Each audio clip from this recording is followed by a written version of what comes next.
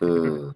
And they will all gang up against you and attack you. It doesn't really get better if you engage it emotionally, as opposed to enough patience. And these are sizable books. They are minimum 200 pages. You can download them absolutely for free by simply going to, for example, this one, you just go to getmymarriageback.com, smartrealestatewholesaling.com, realestatemoneysecrets.com.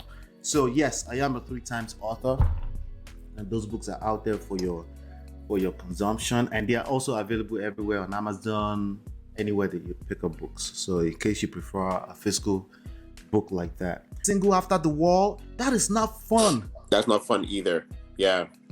Those that were single during COVID-19 as women, beyond the wall, will be able to tell you more about what I'm saying. A lot of people went through depression.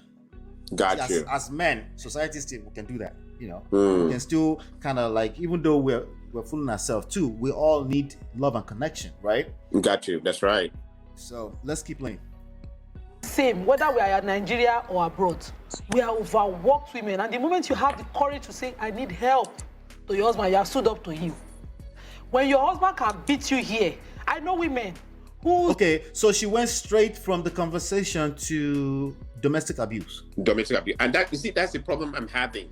The problem I'm having is it doesn't mean that every case we're having is a case of domestic abuse. And that's, I mean, and it's tough. Yeah. That's one of the things that make the conversation tough on both sides. We start to have this kind of, somebody is expressing their pain, and we go straight to the worst case scenario or probabilities. We talk about worst case scenario, which is the court of law. Like, this person is not even there yet. They're still thinking they can salvage their family, right, or their marriage. But we're talking about court of law. So we take their anxiety through the roof instantly. Yeah. And exactly. Then that anxiety further destroys. It doesn't the really whole help. Story. Yeah. Let me keep playing here. Took the domestic violence from their husband, all the battery from the husbands, and they were pursuing visas because they know when they cross border, they will have mouth to talk. So on the other side, we have men that brought their wife here, and then she becomes a nurse. You see the nurse on my thumbnail, right? Did you see the nurse? Oh yeah. Right? Yeah. She becomes a nurse. She makes a little $50,000 chicken change, as she called it, and then she feels empowered because now she has money to buy internet for Clubhouse. She's listening to the feminazis, right? Before we know it, she would take those extreme stories. In Yoruba land, we used to call that Egbe Kiloko Oshe. It's essentially the female. Okay, they have the females in Nigeria, the group on Facebook, where they're talking about all the worst case scenarios in marriage. Got you. People take that energy back to their family. Unknowingly, they think now because they are actively trying to protect themselves. Men do the same thing. You come into the manosphere, you listen to the worst case scenarios. You take that energy back to your wife, even things that you didn't see before you start to see, that's, you don't respect me. You need to submit. It's things that you didn't see before because you're listening to all of these stories. You start to relate with it because you had like a remote chance you may be connected to the same experience, right?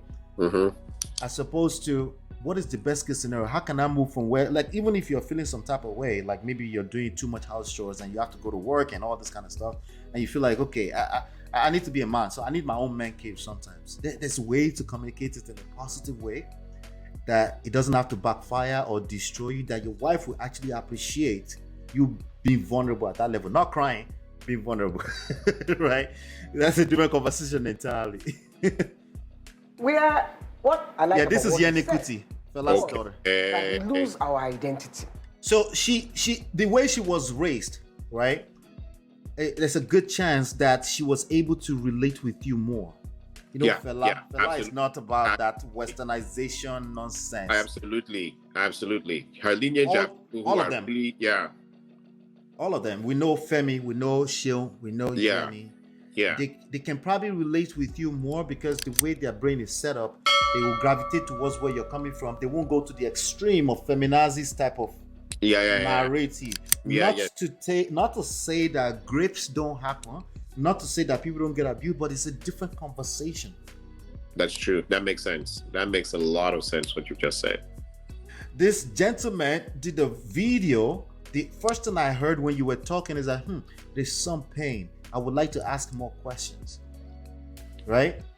That's the first thing I heard, right? Women will say, "We'll hurt you." Right?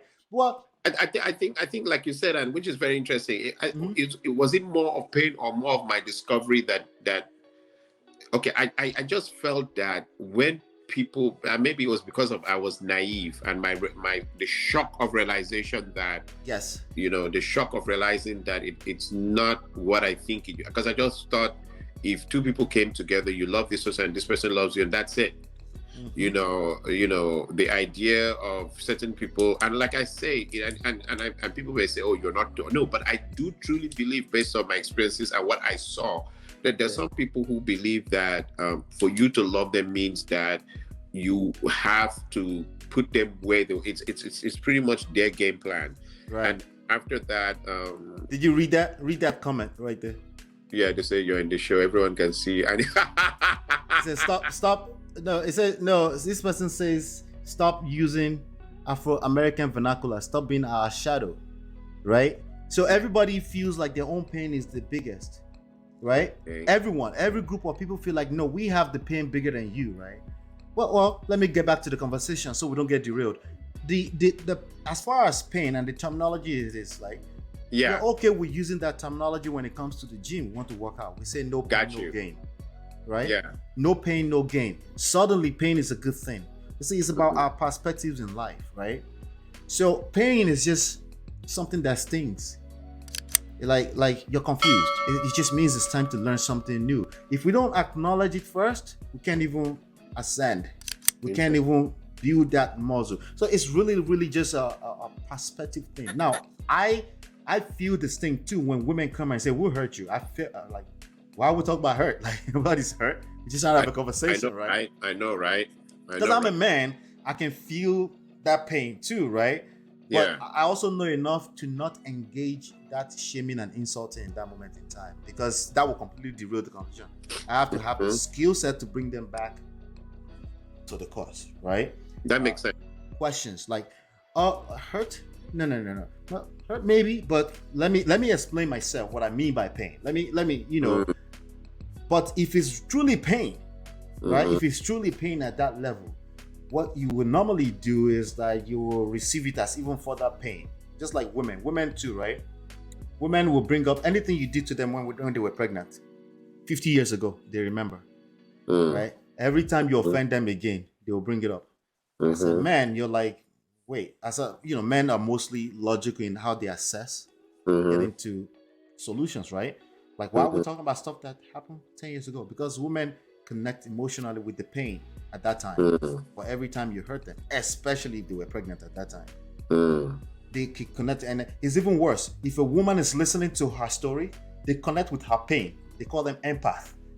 And they will all gang up against you and attack you. It doesn't really get better if you engage it emotionally, as opposed to